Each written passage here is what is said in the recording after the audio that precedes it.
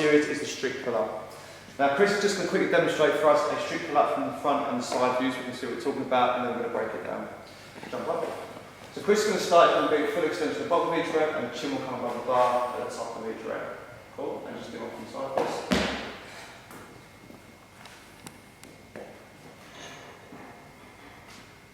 Cool, lovely.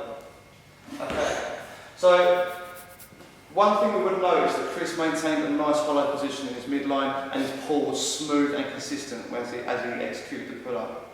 A lot of the time we see people break this midline. They will use their legs to try and generate some momentum, or cycle up to the pull-up, or they won't pull to full extension, or they'll get some point of the way, stop, and then re-drive to get where they need to be. So just demonstrate a poor pull-up for us, okay? Go nuts, cycle away. So either like move the legs, they stop halfway out, they use their hips to jerk and get there, and it's a very horrible thing to watch, okay? So when Chris is hanging, if you just hang facing this way with that bar, you'll notice that he's kept a nice hollow position. The midline is nice and tight, the hip is engaged, and that is nice and solid all the way through to his toes.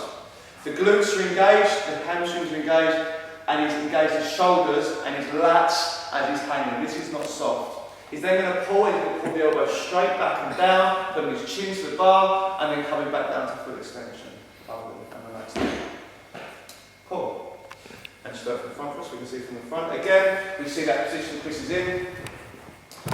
We see that the shoulders are nice and engaged, the midline is nice and engaged, and he maintains this position through his pull, and his pull is smooth and consistent as he goes. And relax there. Good job. Cool. Let's talk about active shoulders. Yeah. So turn away. No, face that way for us. Okay. Yeah, hang. Yeah. So what we don't want to see, just stand there. Come on, just put your hands above your head.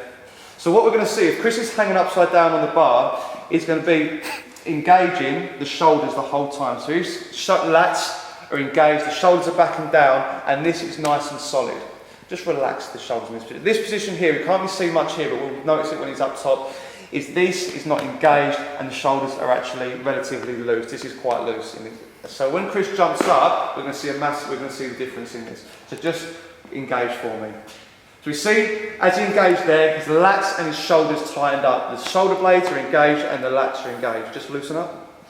We can see there he's gone completely soft. The lats are now stretching out and the shoulders are now loose and his head has dropped. And this is a poor position. So if Chris tries to initiate the pull-up from here, we notice this has to engage first and then he goes into his pull-up. Whereas Chris engages and then goes for his pull, it's a much stronger position to pull from. And drop down. That is our strict pull-up.